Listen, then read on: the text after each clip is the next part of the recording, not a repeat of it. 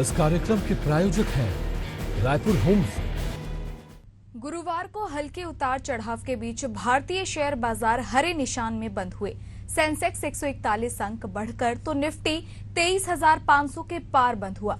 इसके चलते आज दिन भर में शेयर बाजार के निवेशकों की संपत्ति करीब 1.91 लाख करोड़ रुपए बढ़ गई। बीएसई के मिड कैप और स्मॉल कैप इंडेक्स क्रमशः 0.55% और 1% की बढ़त के साथ बंद हुए। वहीं सेक्टरोल इंडेक्स में आज रियल्टी और मेटल शेयरों में सबसे अधिक तेजी देखने को मिली। वहीं दूसरी ओर ऑटो और यूटिलिटी शेयरों में गिरावट का माहौल रहा। कारोबार के अंत में बीएसई सेंसेक्स 141.34 अंक की तेजी के साथ 77,478.93 अंक पर बंद हुआ। वहीं एनएसई का 50 शेयरों वाला इंडेक्स निफ्टी 51 अंक बढ़कर 23,568 के स्तर पर बंद हुआ। इसके अलावा शेयर बाजार की प्रमुख गतिविधियों को लेकर हमारी खास पेशकश स्टॉक पे टॉक में आपका स्वागत है। मैं आपके साथ कोमल शर्मा।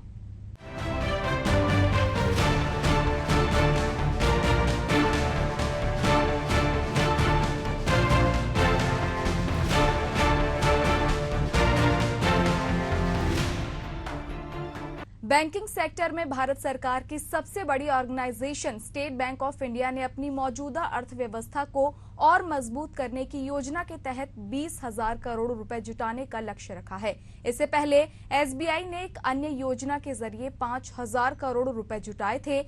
एसबीआई के इस नए प्रस्ताव को लेंडर बोर्ड ने मंजूरी दे दी है। एक्सचेंज फाइलिंग के मुताबिक कंपनी ये फंड पब्लिक इशू या प्राइवेट प्लेसमेंट बेसिस पर रेज करेगी।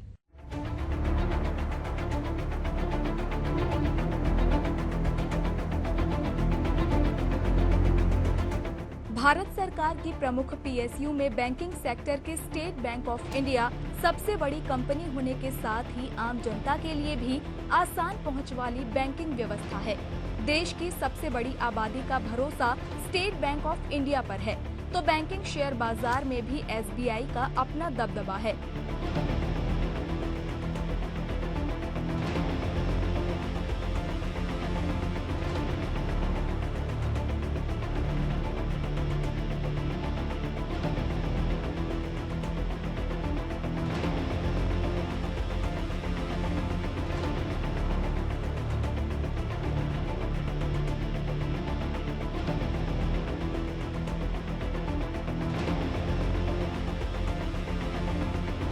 एसबीआई इस महत्वपूर्ण तथ्य का पूरा फायदा उठाकर अपनी मौजूदा अर्थव्यवस्था को और अधिक मजबूती प्रदान करना चाहता है, जिसके लिए स्टेट बैंक ऑफ इंडिया ने लॉन्ग टर्म बॉन्ड्स के जरिए 20,000 करोड़ रुपए तक जुटाने का लक्ष्य रखकर प्रस्ताव दिया था।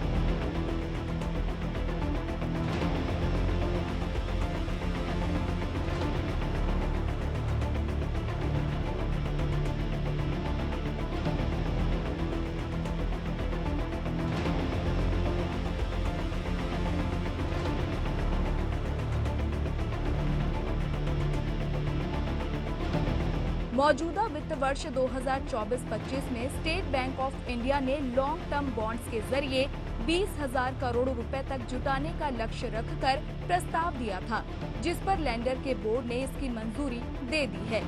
एक्सचेंज फाइलिंग के मुताबिक कंपनी ये फंड पब्लिक इशू या प्राइवेट प्लेसमेंट बेसिस पर रेज करेगी। बता दें कि करीब एक हफ्ते पहले 11 जून को एसबीआई के बोर्ड ने वित्त वर्ष 2025 में लोन के जरिए $3 बिलियन यानी करीब 25,031 करोड़ रुपए जुटाने की मंजूरी दी थी।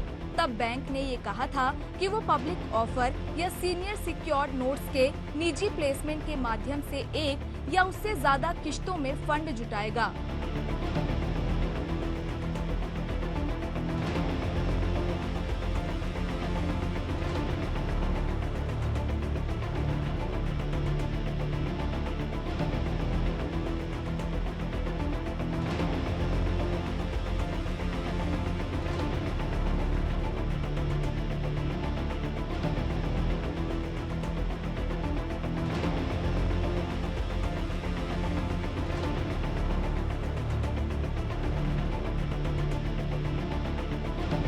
बुधवार यानी 19 जून को बैंक का शेयर 1.11% की तेजी के साथ 854.30 रुपए पर बंद हुआ।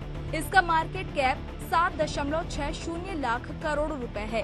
स्टेट बैंक के शेयर ने पिछले एक महीने में 2.85%, 6 महीने में 30.35% और एक साल में 50.18% का रिटर्न दिया है। इस साल अब तक यानी 1 जनवरी से 19 जून की बात करें तो बैंक ने अपने शेयर होल्डर्स को 33.20% का रिटर्न दिया है। SBI का वित्त वर्ष 2023-24 की चौथी तिमाही यानी जनवरी से मार्च में मुनाफा सालाना आधार पर 23.98% से बढ़कर 20,698 करोड़ रहा। एक साल पहले की समान तिमाही में सरकारी बैंक ने 16,695 करोड़ का नेट मुनाफा दर्ज किया था। विंड टरबाइन बनाने वाली कंपनी सुजलॉन एनर्जी के शेयर गुरुवार को शुरुआती कारोबार में ही 50 रुपए के ऊपर खुले। इसके शेयरों में ये तेजी एक ब्लॉक डील के चलते आई। इस ब्लॉक डील के बाद शेयर आज 5% के अपर सर्किट 51.34 रुपए पर खुलते ही कुछ निवेशकों ने इस तेजी का फायदा उठाया। मुनाफा वसूली के चलते भाव में नरमी आई, लेकिन अभी भी ये 50 रुपए के पार लेवल पर बना हुआ है। फिलहाल BSE पर ये 3.05% की मजबूती बढ़त के साथ 50.39 रुपए पर है।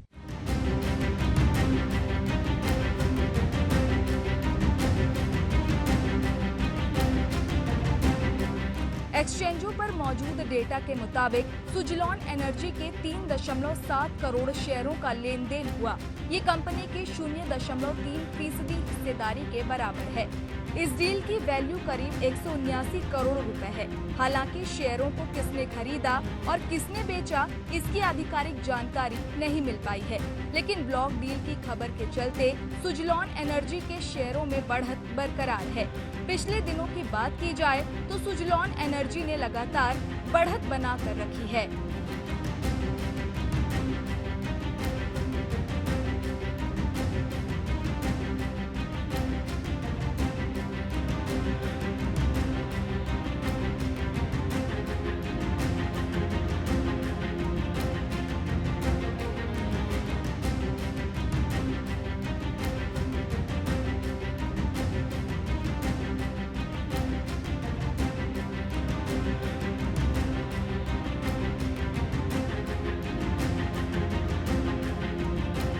पिछले एक साल में सुजलॉन के शेयरों ने निवेशकों की शानदार कमाई कराई है।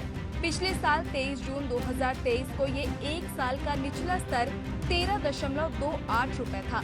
इस लेवल से एक साल से भी कम समय में ये 293% उछलकर इस महीने की शुरुआत में 4 जून 2024 को 52.19 रुपए के भाव पर पहुंच गया, जो इसके शेयरों के लिए एक साल का रिकॉर्ड हाई है। अब आगे की बात करें तो इसे कवर करने वाले सभी एनालिस्ट्स ने खरीदारी की रेटिंग दी है। सबसे अधिक टारगेट प्राइस ICICI सिक्योरिटीज ने दिया है, जो 60 रुपए पर है।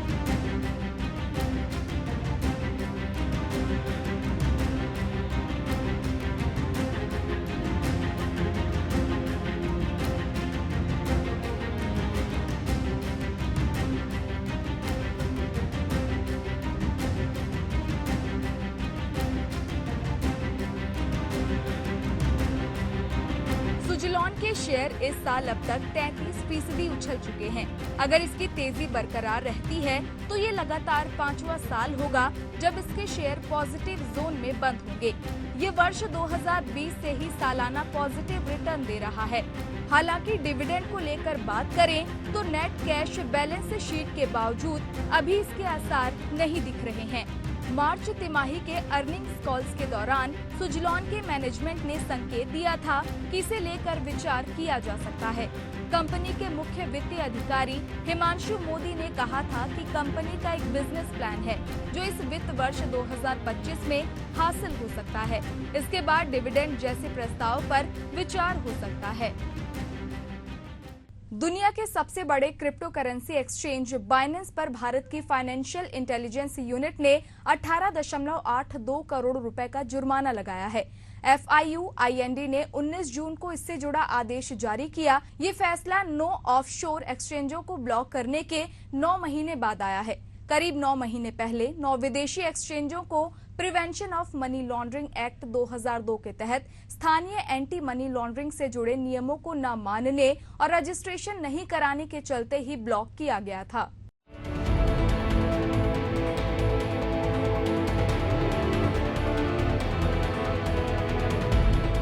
मामले को लेकर अब जो नोटिफिकेशन आया है उसके मुताबिक FIUIND के डायरेक्टर का कहना है कि बाइनेंस के लिखित और मौखिक जवाबों के आधार पर उसके खिलाफ आरोप सही पाए गए।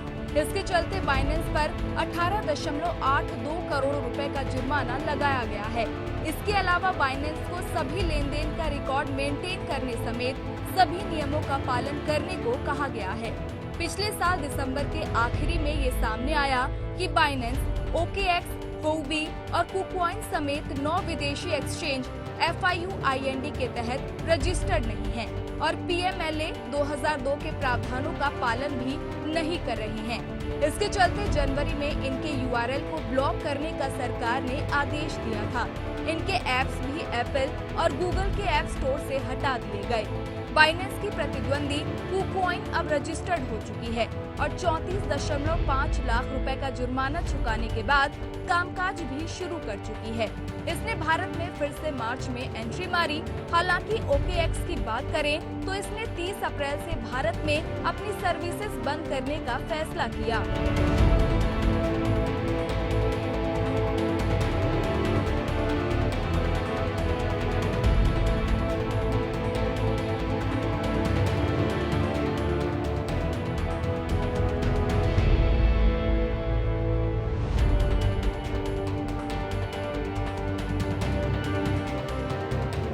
अब बाइनेंस की बात करें तो पिछले महीने FIUIND के डायरेक्टर और भारत सरकार के डिपार्टमेंट ऑफ रेवेन्यू के एडिशनल सेक्रेटरी विवेक अग्रवाल ने कहा था कि बाइनेंस ने शुरुआती रजिस्ट्रेशन की प्रक्रिया पूरी कर ली है। अब आगे के अनुपालन की प्रक्रिया पर काम चल रहा है।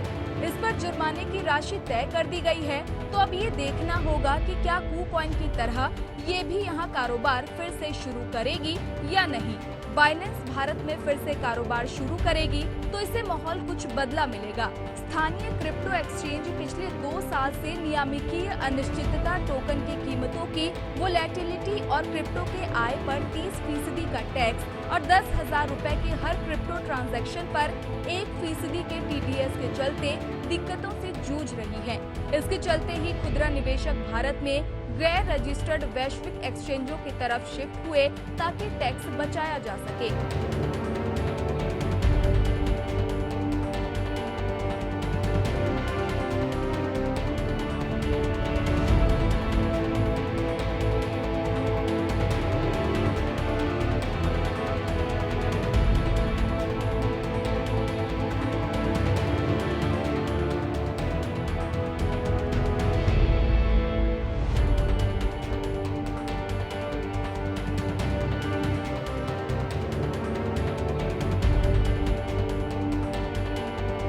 बाइनेंस ने कई यूजर्स को इस प्रकार से फायदा दिया, लेकिन अब इसे खुद यहाँ रजिस्टर होना होगा तो माहौल थोड़ा बदल जाएगा, क्योंकि फिर इसे स्थानीय नियमों के हिसाब से चलना होगा।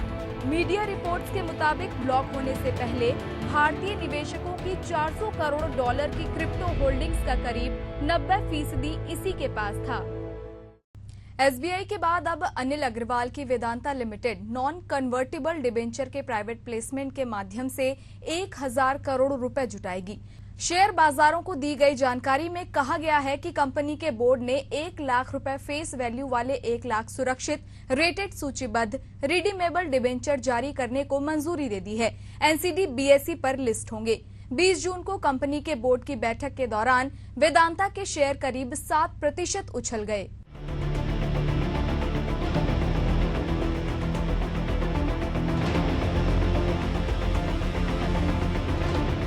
गुरुवार को सुबह वेदांता का शेयर बीएसई पर बढ़त के साथ 450 रुपए पर खुला। दिन में ये पिछले बंद भाव से करीब 7% तक मजबूत हुआ और 478 रुपए 80 पैसे के दिन के हाई पर पहुंच गया। कंपनी का मार्केट कैप 1.76 लाख करोड़ रुपए है। पिछले 6 महीनों में शेयर की कीमत 78% से ज्यादा चढ़ चुकी है। वेदांता समूह के चेयरमैन अनिल अग्रवाल ने पेरेंट कंपनी वेदांता रिसोर्सेज के बड़े कर्ज पर चिंताओं को दूर करने की कोशिश की।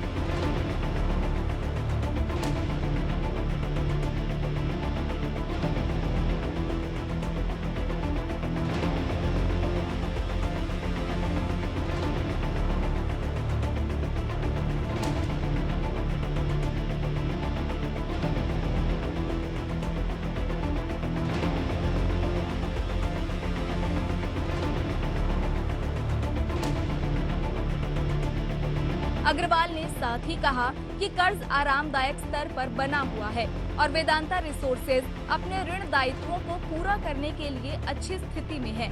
उन्होंने साथ ही कहा कि हमारे पास अच्छा कैश फ्लो और अच्छा डिविडेंड है, जो वेदांता रिसोर्सेज के सभी ऋण भुगतान का ध्यान रखेगा।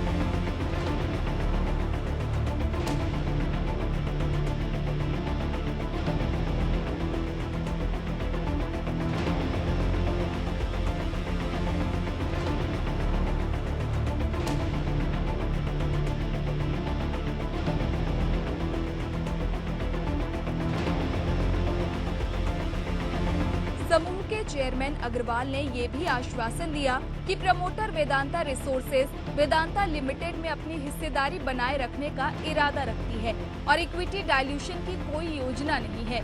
31 मार्च 2024 तक वेदांता के प्रमोटरों के पास कंपनी में 61.95% हिस्सेदारी थी।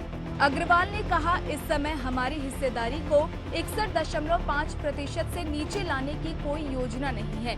दिसंबर 2022 में प्रमोटर शेयर होल्डिंग लगभग 70% थी। वेदांता के प्रमोटरों ने इस साल फरवरी में कंपनी में 2,615 करोड़ रुपए की इक्विटी हिस्सेदारी बेची। दिसंबर 2023 के आखिर में वेदांता लिमिटेड में प्रमोटर्स की हिस्सेदारी 63.71% थी। स्टेट बैंक ऑफ इंडिया यानी एसबीआई से जुड़ी एक बड़ी खबर सामने आ रही है। इस खबर के मुताबिक एसबीआई के शेयरों में मौजूदा स्तर से करीब 22% की गिरावट आ सकती है। विदेशी ब्रोकरेज फर्म मैक्वेरी ने अपनी एक हालिया रिपोर्ट में ये अनुमान जताया है। इसके साथ ही उसने एसबीआई के शेयरों की रेटिंग को न्यूट्रल से घटाकर अंडर परफॉर्म कर दिया है और इसे 665 रुपए का टारगेट प्राइस दिया है। ब्रोकरेज का अनुमान है कि एसबीआई का शेयर अगले 12 महीने में इस स्तर तक आ सकता है। हालांकि एसबीआई के शेयर को कवर करने वाले अधिकतर एनालिस्ट की राय इससे उलट है।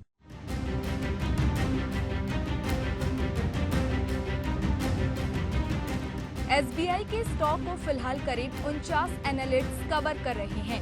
इनमें से 38 इस स्टॉक पर बुलिश हैं और उन्होंने इसे खरीदने की सलाह दी है। वहीं 7 ने इस शेयर को होल्ड करने, जबकि सिर्फ मैक्वेरी ने इसे बेचने की सलाह दी है। पिछले हफ्ते brokerage firm Motilal Oswal SBI के शेयर को कवर करने वाले उन 12 एनालिस्ट की सूची में शामिल हो गई, जिन्होंने इसके शेयर को 1,000 रुपए या उससे अधिक का टारगेट प्राइस दिया था।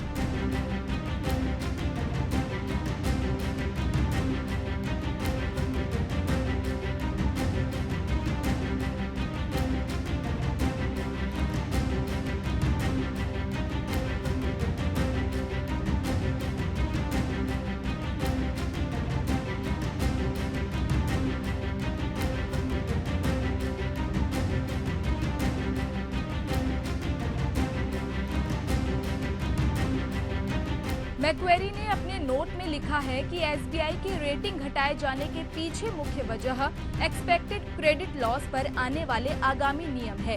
हालांकि एसबीआई के मैनेजमेंट ने कहा है कि ईसीएल दिशा निर्देशों को लागू करने के बाद भी इसके कैपिटल एडिक्वेसी रेशियो पर कोई बड़ा असर नहीं पड़ेगा। इसके अलावा मैक्वेरी ने एसबीआई के गिरते रिटर्न ऑन एसेट्स यानी ROA और रिटर्न ऑन इक्विटी यानी ROE पर भी चिंता जताई है।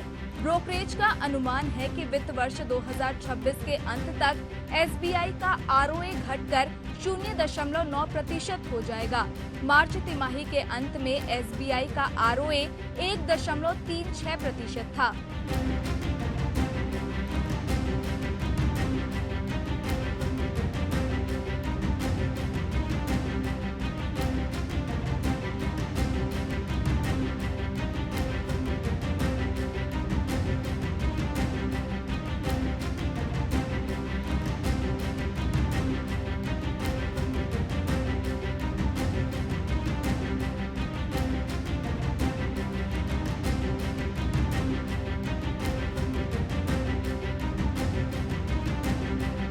मैक्वेरी के नोट का असर गुरुवार को बाजार खुलने के बाद नजर आया। बाजार खुलने के कुछ देर बाद ही NSE पर SBI के शेयर 0.59% की गिरावट के साथ 847.55 रुपए के भाव पर कारोबार कर रहे थे।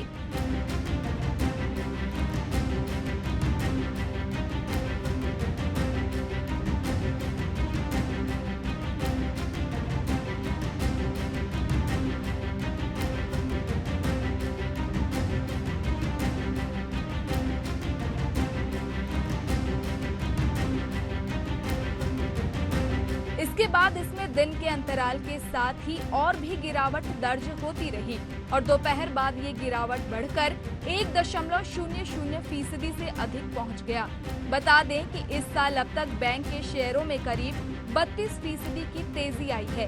वहीं पिछले एक साल में इसने अपने निवेशकों को लगभग 50% का रिटर्न दिया है।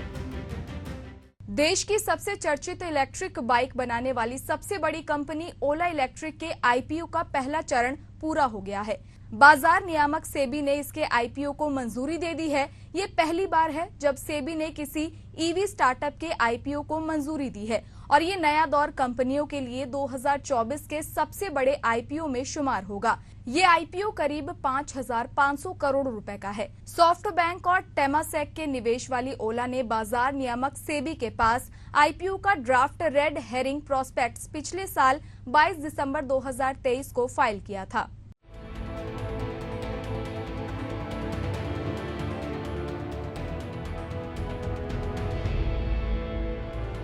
ओला इलेक्ट्रिक के 5,500 करोड़ रुपए के IPO को सेबी की मंजूरी मिल चुकी है। इस इशू के तहत नए शेयर जारी होंगे और ऑफर फॉर सेल विंडो के तहत भी शेयरों की बिक्री होगी। ऑफर फॉर सेल के तहत 9.52 करोड़ शेयरों की बिक्री होगी। IPO के जरिए ओला इलेक्ट्रिक के प्रमोटर भावेश अग्रवाल 4.7 करोड़ शेयरों की बिक्री करेंगे। यानी ऑफर फॉर सेल के तहत आधे शेयर तो भावेश ही बेचेंगे। भावेश अग्रवाल के अलावा इंडस ट्रस्ट, कहा Web Ventures, Alpine Opportunity Fund, DIG Investment Internet Fund, MacRitchie Investments, Matrix Partners India Investments, SVF2 Ostrich और टेक्ने प्राइवेट वेंचर्स XV भी शेयर बेचेंगे। वहीं नए शेयरों की बात करें तो चूंकि कंपनी ने प्री IPO प्लेसमेंट के जरिए 1,000 करोड़ रुपए जुटा लिए हैं तो फ्रेश इश्यू साइज घट सकता है।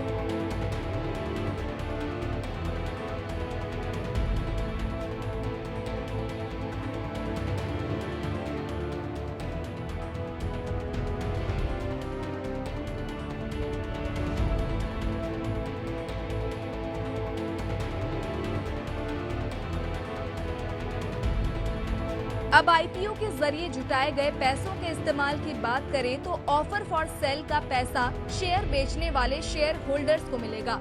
वहीं नए शेयरों के जुटाए गए पैसों में से कुछ हिस्से का इस्तेमाल एक्सिस बैंक और बैंक ऑफ बड़ौदा के सब्सिडरीज ने जो कर्ज लिया उसे चुकाया जाएगा। इन पैसों का इस्तेमाल EV पोर्टफोलियो, गीगा फैक्ट्री और सेल्स को बढ़ाने में भी होगा।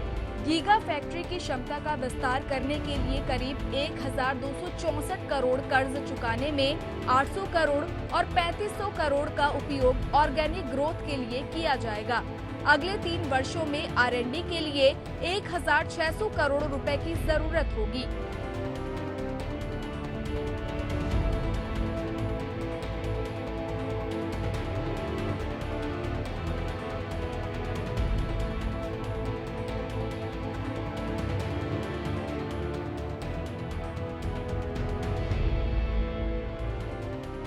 कंपनी पर कर्ज की बात करें तो वित्त वर्ष 2021 में 39 करोड़ से ये बढ़कर वित्त वर्ष 2024 में 1,617 करोड़ रुपए कमाए। बीएसई में लिस्टेड कंपनियों का कुल मार्केट कैपिटलाइजेशन आज यानी 19 जून को बढ़कर 435.86 लाख करोड़ रुपए पहुंच गया, जो इसके पिछले कारोबारी दिन यानी मंगलवार 18 जून को 433.95 लाख करोड़ रुपए था। इस तरह बीएसई में लिस्टेड कंपनियों का मार्केट कैप आज करीब 1.91 लाख करोड़ रुपए बढ़ा है, यानी दूसरे शब्दों में कहें तो निवेशकों की संपत्ति में करीब 1.91 लाख करोड़ रुपए का इजाफा हुआ है। फिलहाल के लिए इतना ही। शेयर बाजार की अपडेट के साथ हम फिर हाजिर होंगे।